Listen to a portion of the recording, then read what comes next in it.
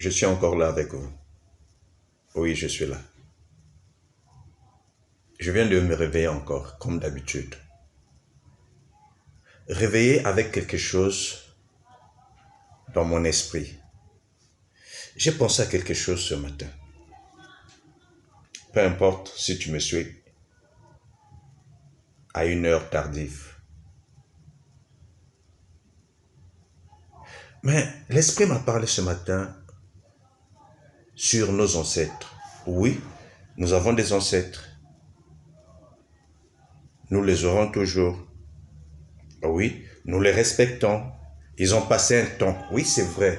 Ça, je reconnais et tu reconnais aussi. Et nous devons respecter nos ancêtres. Oui.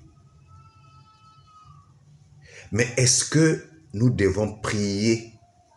Nous devons invoquer, nous devons évoquer les ancêtres.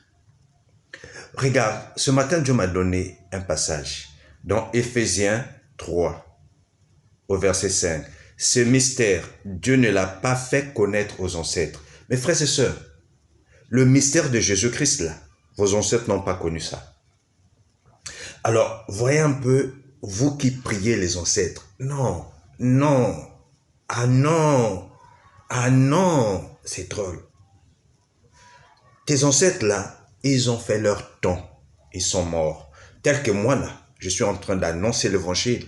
C'est fini. Lorsque je vais mourir, il n'y aura plus question de moi. C'est fini, mon temps est passé. Ah, les ancêtres. Alors, sais-tu, tes ancêtres sont des créatures de Dieu. Mon frère, c'est grave. Un homme qui prie une créature, c'est-à-dire que tu pries l'être que Dieu a créé, semblable à toi. Et au lieu de prier le créateur, tu pries la créature. Ah, ça m'étonne. Alors, Dieu nous dit que le mystère de Dieu n'a jamais été révélé à nos ancêtres. Le mystère de Dieu là n'a jamais été révélé à nos ancêtres. Jamais. Bon, toi qui pries les ancêtres là, mes frères, je vais te dire une chose. Tes ancêtres là étaient morts en 1850 ou en 945. Ils n'ont pas connu la technologie. Ils n'ont pas connu le smartphone. Ils n'ont pas connu l'Internet. Alors, ton ancêtre là viendra te dire quoi sur le smartphone? Ton ancêtre là viendra te dire quoi sur la technologie? L'homme doit prier son créateur, le Dieu créateur. C'est pour cela qu'il nous dit dans Romains 12, 2, l'homme, soyez renouvelé par le Saint-Esprit. Donc Dieu nous dit, il y a un renouvellement au-dedans de nous par le Saint-Esprit. Parce que même l'homme vivant, si tu n'es pas renouvelé par le Saint-Esprit, tu n'as pas de valeur, tu n'as pas de sens. Toi, tu es né en 1980.